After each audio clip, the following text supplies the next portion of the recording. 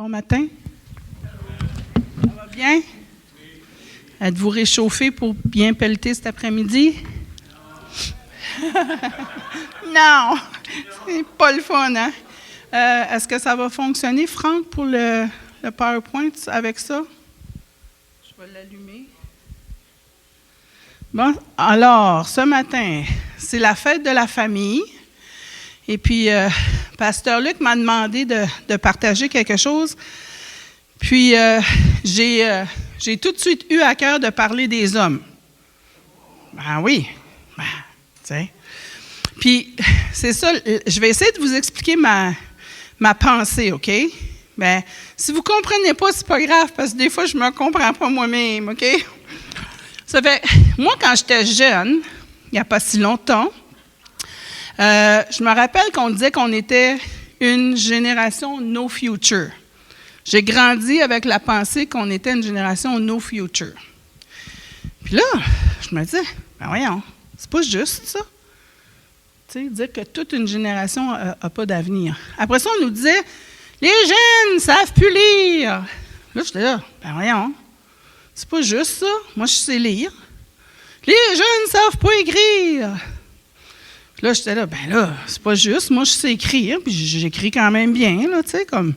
Fait qu'il y avait cette espèce de généralisation-là qui, déjà, quand j'étais adolescente, je vous parle de peut-être 15-16 ans, venait me chercher. Quand on généralise, en général, ça vient me chercher. Parce que je trouve que c'est injuste. Généraliser, je trouve que c'est injuste. Ça fait que quand Pasteur Luc m'a parlé de la fête de la famille, tout de suite, c'est ça qui est venu sur mon cœur, parler des hommes, parler de la valeur des hommes, puis de ce que c'est qu'être un homme de Dieu. Je pense qu'aujourd'hui, on est d'accord que les hommes sont de moins en moins valorisés. Hein? Ils sont de moins en moins... La nature de ce que c'est qu'être un homme est de plus en plus attaquée. On est d'accord? Quand on parle de la nature d'un homme, de la masculinité, on parle de la masculinité toxique. Puis je ne veux pas que vous vous trompiez, je pense que oui, la masculinité toxique existe. Mais je pense que la masculinité, quand elle est toxique, c'est parce qu'il y a l'absence de Dieu dans la vie de cet homme-là. Parce que toutes les valeurs qui sont associées à la masculinité, la force, l'intelligence, la protection, toutes ces choses-là, quand elles sont habitées par Dieu, je pense qu'elles sont positives. Mais quand un homme présente ces qualités-là sans avoir Dieu dans sa vie, sa force peut devenir de la domination. Sa force peut devenir de la colère. Parce que sa force, il l'attire de lui-même, il ne l'attire pas de Dieu. Fait que je pense que la masculinité, et je pense qu'il y a eu des abus, oui, mais je pense qu'en général, on peut dire que 98,8% des hommes sont bons. Amen. Ça fait que... alors, pourquoi valoriser les hommes? C'est comme je disais, je pense que c'est attaqué. Puis ensuite, je vais dire aussi, on va regarder 2 passages, dans Proverbe 1, puis dans Psaume. Puis une des difficultés qu'il y a toujours quand on prépare un message, c'est de se limiter, OK? Parce qu'on pourrait passer de la Genèse jusqu'à l'Apocalypse pour chercher les qualités d'un homme, puis on en trouverait dans chacun des livres. On est d'accord? Mais là, aujourd'hui, on va se limiter à Proverbe 1, puis à Psaume 25. Si on va voir à Proverbe 1, avez-vous déjà remarqué, Proverbe 1, c'est celui qui commence le livre, hein? Puis avez-vous déjà remarqué à qui s'adresse le roi Salomon? On sait que le roi Salomon, c'était un homme qui était reconnu partout dans le monde pour être un homme très sage. Hein, quand on dit sage comme Salomon, c'est parce que Salomon avait une sagesse qui n'était pas humaine, qui était surhumaine. OK? Fait que les proverbes s'ouvrent en s'adressant particulièrement aux hommes, mais surtout aux jeunes hommes. On peut le lire on va le lire ensemble, ça dit « Proverbe de Salomon, fils de David, roi d'Israël. Pour connaître la sagesse et l'instruction, pour comprendre les paroles de l'intelligence, pour recevoir des leçons de bon sens, de justice, d'équité et de droiture, pour donner aux simples du discernement, au jeune homme de la connaissance et de la réflexion, que le sage écoute et il augmentera son savoir, et celui qui est intelligent acquérera de l'habileté. » Fait que ce matin, ce que je veux faire, Seigneur, c'est de rendre, comme Myriam le disait pendant la louange, que chacun reprenne sa place, Seigneur Dieu. Que les hommes connaissent leur valeur, la valeur que tu leur accordes, Seigneur Dieu, et qu'ils te cherchent, Seigneur, dans le développement de leur caractère, Seigneur Dieu. Qu'ils soient renforcés, qu'ils se sentent aimés, Seigneur, de ceux qui les entourent, et qu'ils sachent, Seigneur, que nous reconnaissons la place que tu leur as donnée au sein de la famille, Seigneur Dieu. C'est ma prière, Seigneur Jésus, dans le nom de Jésus. Amen. Alors, pourquoi Salomon, il s'adresse d'abord aux hommes, puis particulièrement aux jeunes hommes? Moi, je pense que dans n'importe quel conflit, en général, on sait que c'est les hommes qui sont en première ligne. Vous êtes d'accord? Dans une armée, si les hommes sont faibles, l'ennemi va avoir accès au territoire. On est d'accord? Puis je pense que dans la famille, l'homme, c'est lui qui est à la tête de la famille, qui doit être le leader de sa famille. On est d'accord? Puis ça donne à un homme qui est faible dans sa famille, ça donne accès à quoi? Ça donne accès à la femme. Excellent. Puis une fois que l'homme et la femme sont enlevés de l'équation, le diable a accès à quoi? Aux enfants, aux plus vulnérables. Puis moi, je suis convaincue, depuis, disons, les années 50, qu'il y a vraiment une attaque sur l'homme, puis sur sa place au sein de la famille. Puis quand on enlève la première ligne de défense, après ça, le diable il a accès à la femme d'abord, puis on peut le voir aujourd'hui aux enfants. Fait qu'on a enlevé l'homme, après ça, on a affaibli la femme, puis là, on a accès à 100% aux enfants. On est d'accord? Ça fait parce qu'il faut se rappeler que le combat qu'on mène, ce n'est pas un combat... Oui, il y a un combat physique, mais il y a un combat spirituel surtout. Puis que l'homme, la femme, puis les enfants, bien, c'est ça se déroule là. Comme je disais, moi, j'ai grandi dans une famille féministe, dans une famille, dans une société où on disait « on n'a pas besoin des hommes! Les femmes n'ont pas besoin des hommes! » Puis là, ça me faisait encore la même chose que quand on me disait « toutes les jeunes ne savent pas lire, toutes les hommes. » Je me disais, ben c'est drôle parce que toutes les femmes que j'entends me dire « on n'a pas besoin des hommes » sont toutes mariées. Vous savez, là, j'ai été en bon français confuse, n'est-ce pas? Parce que je me disais, je comprends pas, mais ma tante, ils disent tout ça, pas besoin d'un homme. Puis là, ils ont tout un mari. Puis des fois, ça marchait pas toujours bien, mais elles restaient quand même avec leur mari. Puis après ça, moi, j'avais ce désir-là aussi. Ce désir-là que Dieu a mis dans nos cœurs de femmes d'avoir un compagnon. Fait que je me dis, ben pourquoi je n'aurais pas besoin d'un homme? Je comprends, ça ne faisait pas de sens dans ma tête. Mon problème, c'est que je n'avais pas de définition. Je n'avais pas de liste. Je n'avais pas de modèle. Bien, j'avais mon père qui était un très bon monsieur. Mon père, c'était un homme qui était bon, qui était gentil. Puis mon mari, c'est un homme qui est bon puis qui est gentil. Fait que je pense que le modèle de mon père, bien, c'est ça qui a défini ce que je recherchais chez un homme. Mais je n'avais pas de modèle de ce qu'était un homme de Dieu, par exemple. Ça fait qu'aujourd'hui, là, je voudrais qu'on fasse une liste ensemble de qu'est-ce qui est les caractéristiques d'un homme de Dieu. Êtes-vous d'accord? Bien, j'espère que oui, parce que je n'ai pas d'autres messages. Okay? Fait que, pour faire ça, on va se servir... Puis, oui, je voulais vous dire aussi, c'est pas juste pour... Mon message, c'est pas juste pour les hommes, hein? Mon message, c'est pour les hommes jeunes, OK? Fait que vous allez avoir une liste de qualités à développer, OK? Les jeunes filles, y en a-tu des jeunes filles, là? Ben, en tout cas, oui, jeunes filles. Prenez des notes. Prenez des notes. Ben, vous pouvez prendre des notes si vous êtes célibataire, mais prenez des notes parce que ça va vous donner une liste de caractéristiques à rechercher chez un homme. Les hommes adultes, vous allez pouvoir voir les choses qui vous restent à travailler, mais aussi célébrer celles que vous avez acquises avec le temps. Amen. Puis les femmes comme nous, les femmes plus vieilles, les femmes adultes, ben, on peut reconnaître chez notre mari qu'est-ce que les qualités, qu'est-ce que ses qualités, puis comment est-ce que moi, comme femme, comme Ézer, comme aide, qu'est-ce que je peux faire pour aider mon mari à développer ses qualités. Amen. Puis en plus, le thème de l'année, c'est faire sa course avec joie. Fait que ça nous donne des objectifs, des buts à atteindre dans notre course. Amen. Ça fait que, avant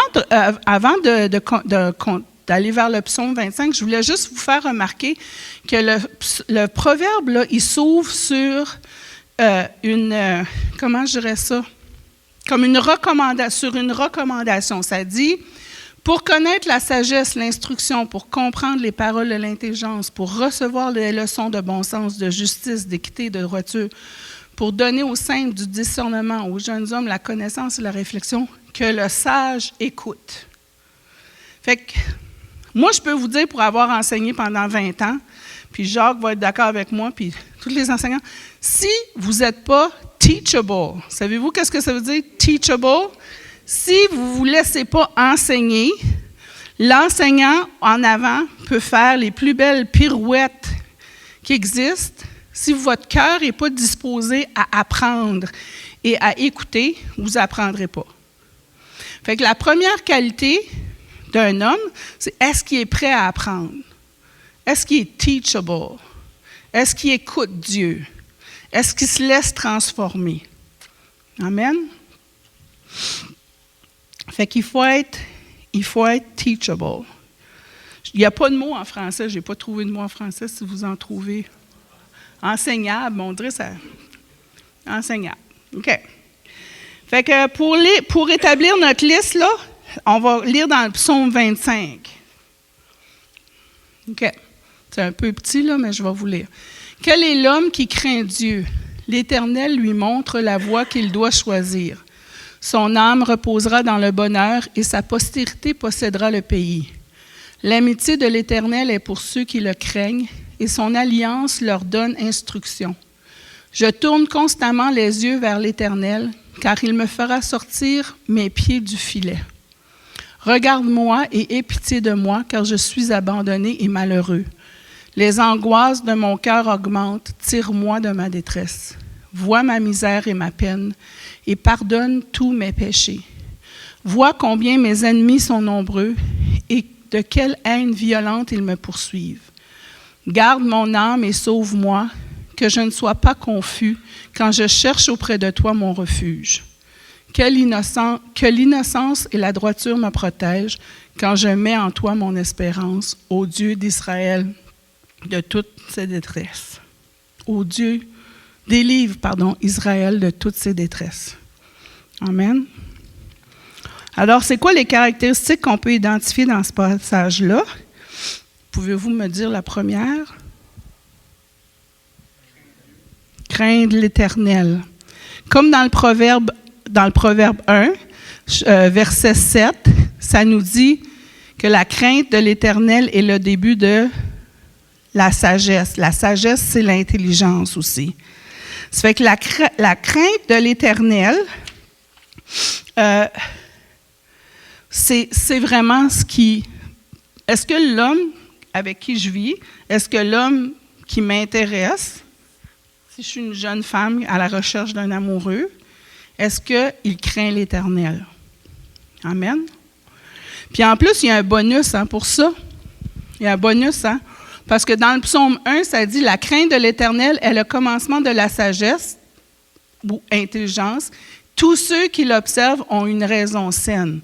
Fait que non seulement vous avez un homme qui craint l'Éternel, mais en bonus, vous recevez un homme qui est intelligent.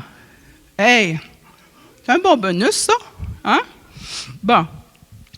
Alors, ensuite, ça dit dans le verset 12, ça dit « Un homme qui suit les voies de l'Éternel ». Peux-tu le changer? Prochaine. Oui, excuse, c'est dans le 12b, dans le verset 12b, ça dit « L'Éternel lui montre la voie qu'il doit choisir ». Ça fait que la qualité numéro 2 d'un homme de Dieu, c'est un homme qui craint l'Éternel, mais qui reste libre de ses choix aussi. Hein? Parce que Dieu, ça dit qu'il doit choisir. Ça fait que l'homme reste libre de ses choix quand même. Dieu n'en a pas fait une marionnette. Donc, c'est un homme qui est capable, qui craint l'Éternel, qui écoute la voix de Dieu, puis qui fait ses choix en fonction de ce que Dieu lui enseigne. Puis ensuite, ça dit dans le verset 12, excuse-moi. Oui, c'est ça. Puis, ça disait aussi, pour moi aussi, un homme qui suit l'Éternel, là, qui suit la voie de l'Éternel, ça me dit que c'est un homme qui est humble, qui est capable de s'il veut, lui veut aller à gauche, mais Dieu lui dit aller à droite, il est assez humble pour dire, OK, Seigneur, moi, je crois que c'est toi qui sais mieux, donc je vais aller à droite. Amen. Puis c'est aussi un homme qui est obéissant. C'est un homme qui est obéissant parce qu'il écoute la voix de l'Éternel, puis il suit la voix de Dieu. Là, je ne sais plus où je suis rendue. Je pense que tu as trop été vite, Frank. Peux-tu reculer encore? Puis aussi, ça dit, l'autre bonus, c'est aussi un homme qui est béni de Dieu. Parce que quand Dieu nous met des choix devant nous, il nous dit quoi? Il nous dit, je mets devant toi la vie et la mort, choisis la vie, afin que tu vives, toi et ta postérité. Amen. Ça veut dire que l'homme qui suit Dieu reçoit une bénédiction, mais celui qui vit avec lui, sont aussi bénis. Ça fait que moi, en tant que femme, puis en tant que maman, je sais que si mon mari suit la voie de l'Éternel, je suis bénie parce que je fais partie de sa famille et que mes enfants vont aussi être bénis. Amen. Ensuite, verset 13. Son âme reposera dans le bonheur et sa postérité possédera le pays. Donc, un homme de Dieu, c'est un homme qui est calme, c'est un homme qui est heureux parce qu'il repose en Dieu. Ça ne veut pas dire que ce n'est pas un homme énergique, là. Il y en a des hommes qui sont... on n'est pas tous... je ne sais pas si vous avez remarqué, moi, je suis moins calme que Louise, disons. Mais ça veut dire, n'empêche que dans mon fort intérieur, je peux être calme. Puis en plus, un autre bonus, l'homme de Dieu a la maîtrise de lui-même. Il n'y a rien de plus stressant que pour une femme puis des enfants que d'avoir un homme dans la maison qui n'a pas la maîtrise de lui-même. Ça, on sait, ça crée beaucoup de stress dans la famille. Puis pour avoir travaillé avec des enfants, je peux vous dire qu'on peut le voir dans des classes. On peut le voir quand un enfant vient d'une famille qui est pas stable. Pourquoi il a la maîtrise de lui-même? Parce que sa force ne lui vient pas de ses propres capacités, mais elle vient de Dieu. Il ne se sent pas menacé quand sa force est remise en question. Un homme qui est solide en Dieu, même si son caractère, même si sa force est remise en cause, lui, il ne va pas branger, il va pas trembler, il va pas être secoué, parce que sa force ne lui vient pas de ses propres moyens, mais elle vient de Dieu. Amen. Puis ça dit aussi un homme qui est prospère et dont les enfants posséderont le pays dans lequel il se trouve. Là encore, c'est un homme qui est béni puis qui bénit sa famille. Ensuite, ça dit, ça c'est vraiment beau, ça dit au verset 14, « Il est l'ami de Dieu. L'amitié de l'Éternel est pour ceux qui le craignent et son alliance leur donne instruction. » L'homme de Dieu est dans le cercle d'intimité avec Dieu. Puis Dieu lui donne des instructions. Habituellement, Quand on est ami avec quelqu'un, bien, cette personne-là fait partie de notre cercle rapproché. Fait que l'homme de Dieu, il est ami de Dieu, puis Dieu va l'instruire. Mais il ne faut pas oublier qu'on a dit au début que l'homme, il faut qu'il écoute. Hein? Mais s'il écoute, puis qu'il est branché sur Dieu, Dieu va l'instruire pour guider, pour leader sa famille. Leader sa femme, mais leader aussi ses enfants. Se leader lui-même aussi. Excusez. Au verset 15, attends, je vais juste voir qu'est-ce que j'ai. L'ami de Dieu, il fait partie. Oui, c'est ça. Puis l'autre bonus, là, c'est ça. Moi, j'aime ça, les petits bonus. Là. Dieu partage avec lui ses instructions. Puis dans Ésaïe 41:10, c'est vraiment beau. Ça dit « Ne crains rien, car je suis avec toi. Ne promène pas des regards inquiets, car je suis ton Dieu. Je te fortifie, je viens à ton secours. Je te soutiens de ma droite triomphante. » Fait que Dieu est là pour fortifier l'homme dans les moments difficiles. Ensuite, si on continue, les versets 15 à 17, là, on parle vraiment quand on est dans des moments difficiles. Quand on vit des moments difficiles, ça dit « Je tourne constamment les yeux vers l'Éternel, car il fera sortir mes pieds du filet. Regarde-moi, aie pitié de moi, car je suis abandonné et malheureux. Les angoisses de mon cœur augmentent. Tire-moi de ma détresse. » Ça fait que la qualité d'un homme aussi, c'est celui qui est capable de se tourner vers Dieu dans les moments de détresse. L'homme de Dieu, ce n'est pas un homme qui ne ressent jamais la peur, ce n'est pas un homme qui ne ressent jamais l'angoisse, ce n'est pas un homme qui se sent jamais ébranlé, mais c'est un homme qui, dans ces moments-là, se tourne vers Dieu. Amen.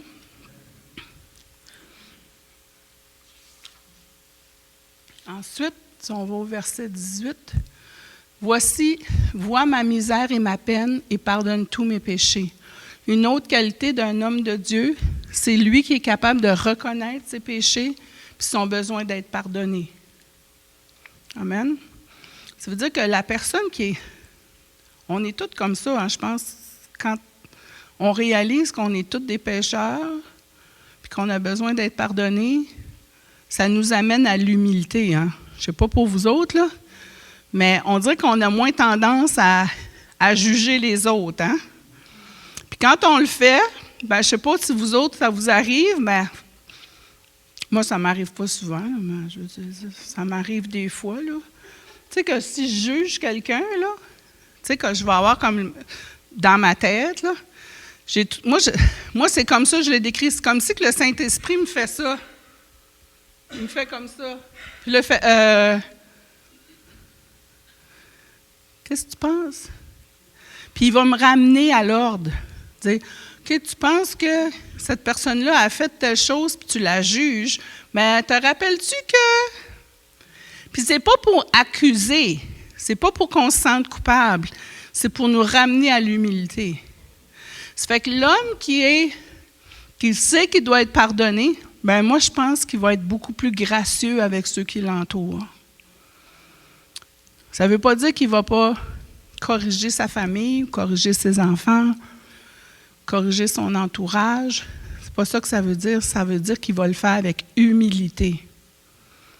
Puis quand on parlait tout à l'heure de masculinité toxique, l'homme qui corrige sa famille sans connaître Dieu, sans reconnaître qu'il est lui-même pécheur et qu'il a lui-même besoin d'être pardonné, il va devenir arrogant, méprisant, dominant. C'est là qu'on sait que Dieu n'est pas au milieu de son cœur. Parce que reprendre nos enfants, c'est leur rendre service. On est d'accord? La pire chose qu'on peut faire, c'est de ne pas corriger un enfant. Parce qu'on ne le prépare pas pour le monde. On ne le prépare pas pour le monde. Après ça, il s'en va dans le monde puis il ne sait pas se comporter. Tu sais là? Puis aujourd'hui, ben, on le voit, il y a toutes sortes de méthodes pour élever les enfants, là. Puis une de celles-là, c'est de les laisser faire n'importe quoi. Ben, il faut être capable de reprendre nos enfants, mais avec amour puis avec humilité. Je pense que c'est important. Puis l'homme qui a la maîtrise de soi va être capable d'attendre le bon moment aussi. Parce que, je veux dire, la colère peut être là, puis tout ça, mais c'est jamais un bon moment pour reprendre quelqu'un. On est d'accord? Après ça, on a les versets 19 et 20, ça dit « Garde mon âme et sauve-moi, que je ne sois pas confus quand je cherche auprès de toi mon refuge. » L'homme de Dieu, il sait qu'il est sous attaque. Le diable, lui, il n'aime pas les humains, il n'aime pas les hommes, il n'aime pas les femmes, il n'aime pas les enfants. Ça fait qu'on sait qu'on est sous attaque. Ça ne nous empêche pas de vivre. Comme on dit, ça ne nous empêche pas d'enjoyer la vie.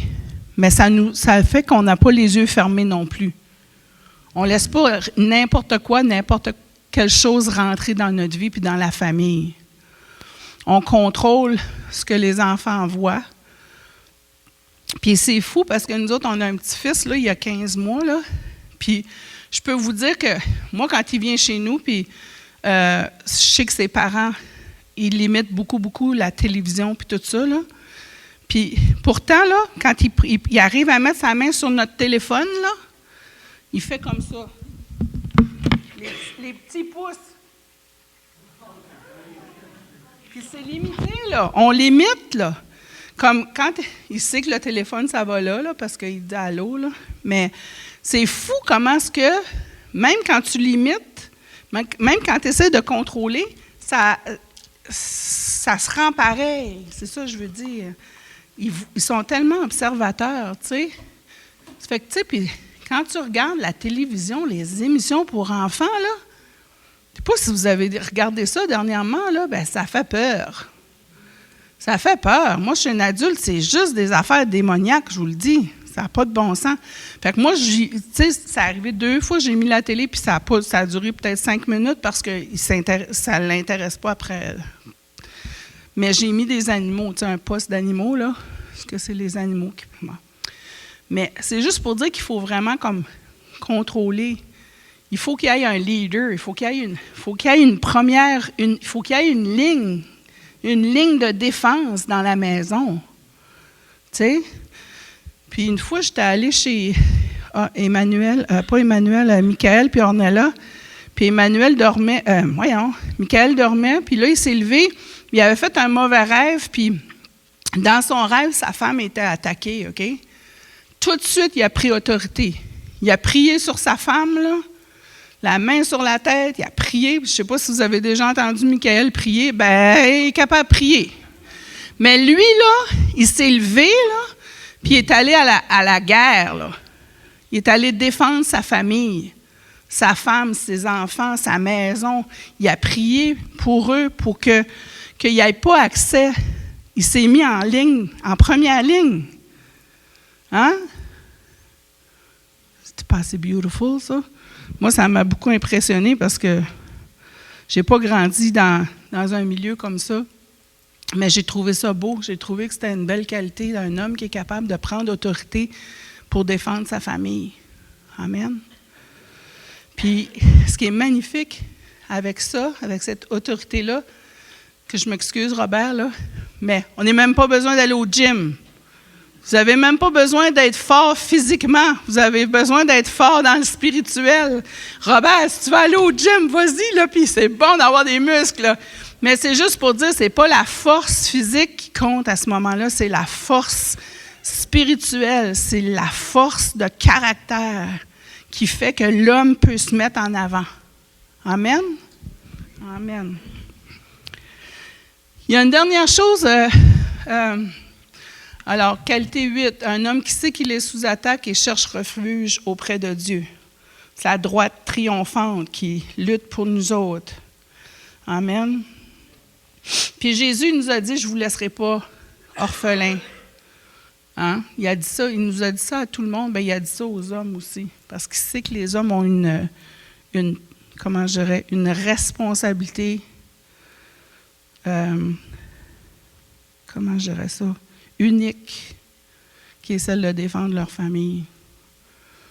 Puis, cette semaine, en préparant mon message, j'ai été sur un site, je voulais lire sur la masculinité toxique, puis je suis tombée, comme par hasard, sur le site du regroupement féministe du Nouveau-Brunswick.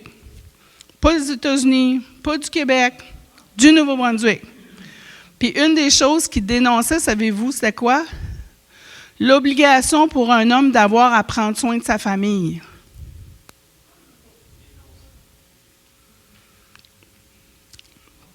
Ça, c'est où ce que c'est rendu, là. Aujourd'hui, en 2025, c'est même mieux pour certains hommes, parce qu'on parle de masculinité toxique qui est à l'extrême, sur un continuum de ce qu'est un homme. On peut s'entendre que masculinité toxique, c'est comme à cet extrême-là. Puis de l'autre côté, c'est quoi? Des hommes qui pensent qu'il faut mieux être une femme qu'être un homme. Ça, c'est à quel point la nature des hommes est attaquée. Puis moi, quand je vois mon fils, quand je vois mon frère, quand je vois mon mari, quand je vois nos fils, quand je vois mon petit-fils, je me dis, c'est pas juste. C'est pas juste qu'on leur dise que les hommes n'ont pas de valeur. Je trouve que c'est injuste. Fait que moi, je vous le dis ce matin, hommes, vous avez de la valeur. Pourquoi? Parce que Dieu vous a créé. Parce que Dieu a jugé nécessaire qu'au sein de la création, il y ait des hommes. Dieu, il ne vous aurait pas créé s'il avait pensé que le monde allait bien aller sans les hommes. Puis Dieu, il a dit, il n'est pas bon que l'homme soit seul. Je lui ferai une ésère. Une ésère, j'espère que je le prononce bien, une ésère, c'est une aide. Ça veut dire que les hommes ont besoin d'aide. Ce n'est pas un signe de faiblesse pour un homme que d'avoir besoin d'aide. Hein? Mais comme Myriam l'a dit pendant la louange, que chacun reprenne sa place. Que l'homme soit le leader et que la femme soit son aide. Pas sa servante, pas son esclave, son aide. Puis je vais dire quelque chose qui est vraiment pas féministe, là. Ça veut dire des fois qu'il faut arrêter de chialer. Là, mon chum va être content. Ben oui, des fois, il faut arrêter de chialer. Il n'y a rien de pire, semble-t-il, dans la Bible qui nous dit qu'il n'y a rien de pire pour un homme que d'être avec une femme qui chicane tout le temps. Puis, je suis un petit peu d'accord. Des fois, j'ai raison de chialer pareil, là, ben, bon, vous comprenez ce que je veux dire.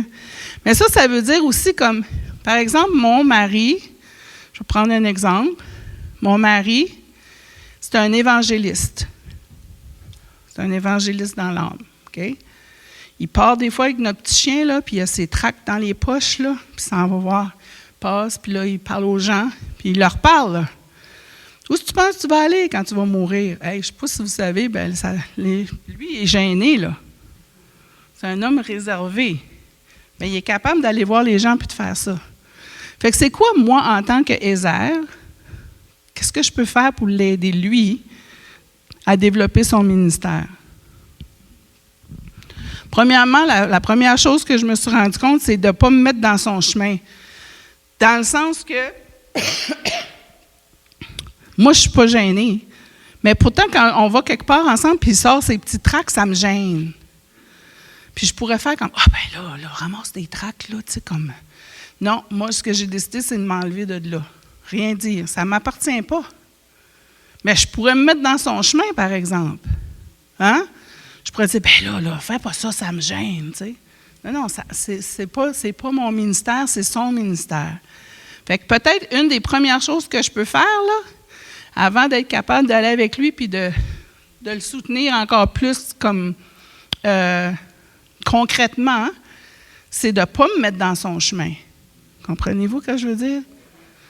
Amen. Une autre chose que je veux souligner avant qu'on finisse, c'est l'intégrité. L'homme de Dieu, et c'est un homme intègre. Puis qu'est-ce que ça veut dire, l'intégrité? L'intégrité, là, c'est quelqu'un qui est incorruptible. C'est un gros mot, ça. Incorruptible, ça veut dire qu'il reste fidèle à ses principes. C'est un homme qui est honnête puis qui est juste. Je ne l'avais pas mis, malheureusement, sur les... Un homme intègre, c'est ça. Un homme intègre, c'est qu'il reste attaché à ses valeurs dans toutes les sphères de sa vie. Dans son couple, dans sa famille, dans son travail, dans ses amitiés. Un homme intègre, par exemple, c'est un homme qui va refuser de faire certaines choses. Par exemple, se faire payer en dessous de la table, qu'on dit, là. Vous savez, là? C'est un homme intègre. Il y a des choses comme ça que cet homme-là va, des principes qu'il va appliquer. Un, parce qu'il a la crainte de Dieu, puis qu'il veut bien faire devant Dieu. Mais il va rester fidèle à ses principes dans toutes les sphères de sa vie. Puis, quand on regarde l'intégrité dans la Bible parle beaucoup de l'intégrité du cœur. L'intégrité du cœur, ça veut dire son cœur qui est solidement attaché à Dieu. C'est ça que. Puis on sait que c'est ça que Dieu recherche. Hein? On peut être des super bons chanteurs ici, là, devant, dans la louange. Si le cœur n'est pas là, la louange n'est pas reçue. Je ne dirais pas qu'elle n'est pas reçue de Dieu, mais probablement pas de la même manière. C'est le cœur que Dieu recherche. Fait que l'homme, c'est lui qui est l'intégrité du cœur. Dans Josué 24, 14, on voit deux caractéristiques qui sont mises une à côté de l'autre. La crainte de l'Éternel, puis l'intégrité. Ils sont une à côté de l'autre. Je pense que tu l'as sur le prochain. Je ne suis pas sûre.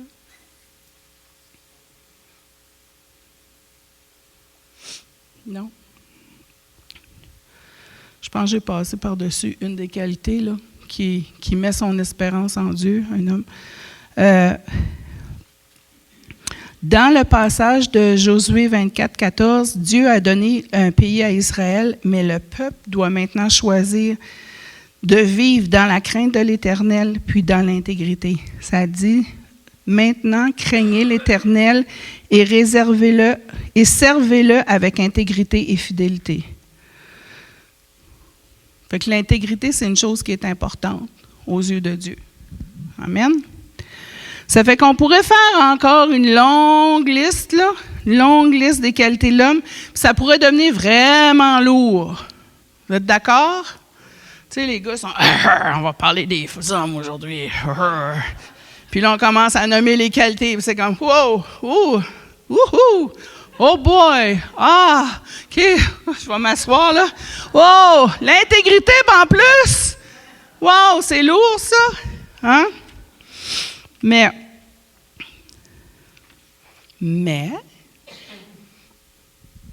est-ce que Dieu vous demande de faire tout ça tout seul? Non. Je peux tout par celui qui me fortifie. Amen. C'est par Jésus qu'on réussit à faire tout ça. J'avais fait la liste des qualités. Oh, j'avais vraiment bien travaillé, hein, Franck? Wow! OK, on peut faire juste un petit résumé. Un homme qui craint l'Éternel, un homme libre de ses choix, un homme calme et heureux, car il repose en Dieu, un ami de Dieu, un homme qui se tourne vers Dieu dans les moments de détresse, un homme qui reconnaît ses péchés et son besoin d'être pardonné, un homme qui cherche refuge auprès de Dieu, un homme qui sait qu'il est sous attaque et cherche un refuge auprès de Dieu, puis c'est un homme qui met son espérance en Dieu. Tu peux changer? En préparant ce message ici, je suis tombée sur ce jeune homme-là. Je ne le connais pas. Il s'appelle John Campbell Dessière. Je ne le connais pas, puis j'ai juste lu un article, mais son article était bien écrit. Mais il y a quelque chose qui m'a comme interpellée dans la description, dans sa biographie. Il disait « Je sais qui je suis ». Un homme de Dieu sait qui il est. Amen. Je pense que c'était aussi un de mes objectifs, c'est que vous sachiez qui vous êtes. Vous n'êtes pas n'importe qui. Vous êtes les enfants de Dieu. Vous êtes les fils de Dieu. Vous avez reçu une autorité, puis vous avez le droit de l'utiliser sainement avec Dieu. Amen. Puis aussi, un homme qui sait qui il n'est pas emporté par toutes sortes de, excusez le mot, niaiseries qui se passent dans le monde. Hein? Il sait. Toute son analyse du monde, son évaluation des situations passe par la lorgnette de la parole. Passe par comment est-ce qu'on appelle ça? La passoire de la parole. Sa force, son intégrité, ne sont pas facilement ébranlées parce que sa force et son intégrité ne viennent pas de lui, ne viennent de Dieu. En finissant, vous allez me dire, ben là, comment je fais pour savoir, attendez, non, pas dire, comment je fais pour savoir, moi, c'est quoi mes qualités? Hein? Puis les Africains vont faire comme ça. Oui, comment je fais pour savoir quelles sont mes qualités, José, maman José? Ben, moi, j'ai posé cette question-là il y a quelques années à Pasteur Luc. Je disais, Pasteur Luc, comment je fais pour connaître mon appel? Comment je fais pour savoir qu'est-ce qui est mes qualités? Comment je fais pour savoir ce que Dieu veut de moi? OK? Puis il m'a dit, des fois Dieu parle à travers sa parole. Des fois Dieu nous parle en songe, en vision. Des fois c'est clair. Mais des fois Dieu nous parle à travers les autres. Puis c'est les autres qui vont voir chez vous les qualités, qui vont voir, vont dire, hey, ça là, c'est vraiment là, c'est précieux. Développe ça. Continue. Tu es un leader. Tu es un homme que les gens écoutent. Tu es un homme que les gens veulent suivre. Les autres vont voir avant nous-mêmes les qualités à développer. Mais les autres vont voir aussi les choses à travailler. Oh, des fois, tu as tendance à perdre la maîtrise de toi-même. Donc, les autres vont savoir aussi les choses qui sont à travailler. Fait que demandez à ceux qui vous entourent, qu'est-ce que tu vois chez moi? Qu'est-ce qui est mes qualités? Qu'est-ce qui est les choses que je devrais travailler? Demandez à des gens qui vous connaissent, qui vous entourent, qui vous aiment.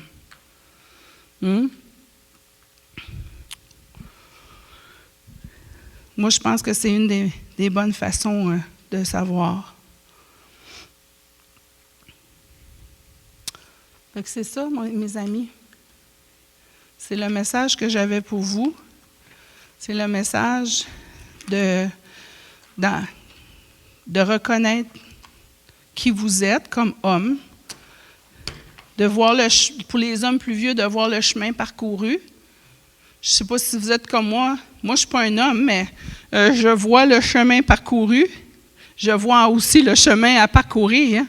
Mais je vois les choses que Dieu a transformées dans ma vie, puis je suis sûre qu'il y a des hommes plus vieux qui peuvent dire ça aussi. Les filles, prenez le temps de bien choisir vos maris. Cet homme-là va passer sa vie à côté de vous. Que ce soit un bon leader pour vous, puis que ce soit un bon leader pour votre famille, pour vos enfants. Amen. Puis nous, les femmes plus vieilles, on peut dire merci au Seigneur. Merci, Seigneur, pour l'homme que tu as mis à côté de moi, pour ses qualités. Puis qu'est-ce que je peux faire, moi, comme Ézer, pour aider mon mari à développer, à continuer à se développer? Amen. Amen. Je vais demander à mon ami Magloire, mon petit frère, de venir prier pour les hommes. Si vous voulez bien vous lever, messieurs. Tout le monde peut se lever, là. Ouais, t'es peut-être mieux de prendre un autre micro. Celui-là, il faudrait le nettoyer, là.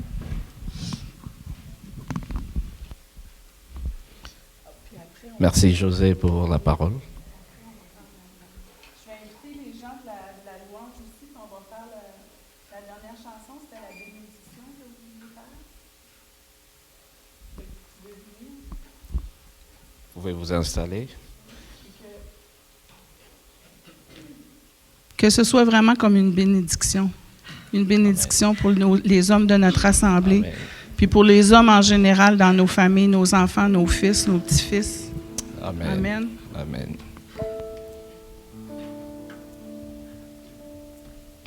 Amen. Merci José pour cette parole. Nous allons prier que chacun reprenne sa place dans la famille. Le diable est tellement rusé qu'il sait où toucher pour nous détruire. Et quand il vient toucher le berger, c'est pour disperser les brebis. Ça, c'est l'image que la Bible nous donne. Mais que Dieu vienne restaurer aujourd'hui la famille, que Dieu vienne restaurer la place de chacun dans la famille, que les hommes se sentent valorisés par la mission que Dieu leur a donnée sur terre, que les hommes prennent la responsabilité confiée par Dieu depuis le jardin d'Éden. Que cette place soit rétablie.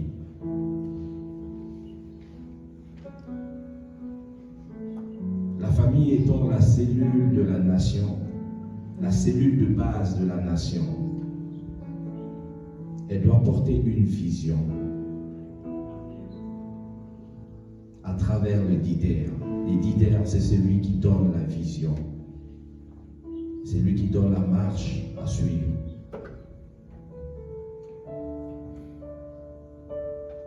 Que cette place soit restaurée ce matin dans nos familles, dans notre communauté, dans notre nation.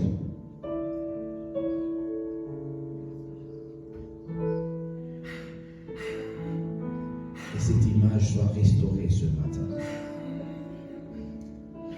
Seigneur, je viens devant toi confier, recommander tous les hommes ici présents et même ceux qui ne sont pas là ce matin, tous les hommes du monde entier, devant toi, Seigneur notre Dieu. Que tu nous donnes cette capacité, Seigneur, de revenir vers toi, de te faire confiance, ô Dieu. On n'est pas assez sage par nous-mêmes. On n'est pas assez intelligent par nous-mêmes. C'est lorsque nous comptons sur toi, lorsque nous apprenons à craindre ton nom, Seigneur. Aide-nous, Seigneur notre Dieu, à développer cette crainte dans nos cœurs pour que nous recevons cette sagesse et cette intelligence. Aide-nous, Seigneur, à marcher selon tes voies, selon tes commandements, selon tes principes, afin que nous soyons des bénédictions pour nos familles, des bénédictions pour notre communauté, des bénédictions pour notre pays.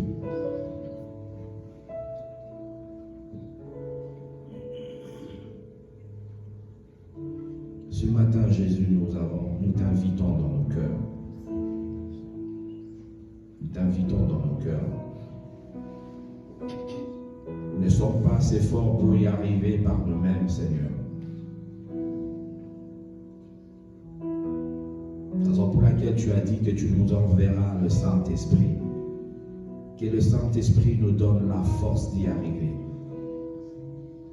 De reprendre notre place, cette place de choix que toi-même tu as établie. Tu as établi une famille comme un gouvernement où il y a la tête, il y a l'exécutif et il y a le peuple. Seigneur notre Dieu, bénis toutes les familles de la terre et bénis ta parole au nom de Jésus.